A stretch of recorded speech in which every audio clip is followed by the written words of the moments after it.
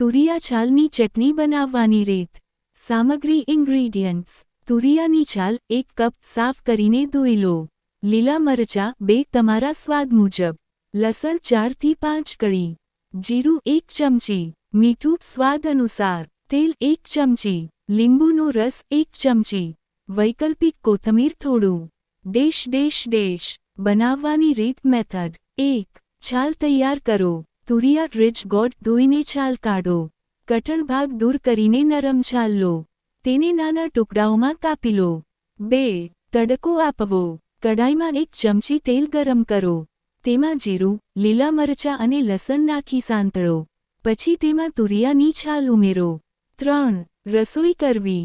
છાલને 4 થી 5 મિનિટ સુધી સાંતળો જ્યાં સુધી નરમ ન થાય. હવે તેને થોડી ઠંડુ થવા દો. 4. પીસવું. મિક્સર જારમાં સાંતળેલી છાલ નાખો. મીઠું અને લીંબુનો રસ ઉમેરો. બારીક ચટણી પીસી લો. પાણી જરૂરી મુજબ ઉમેરો. 5. સર્વ કરવું. ચટણી તૈયાર છે. રોટલી, ભાત, પરાઠા કે સ્નેક્સ સાથે પીરસી શકો છો.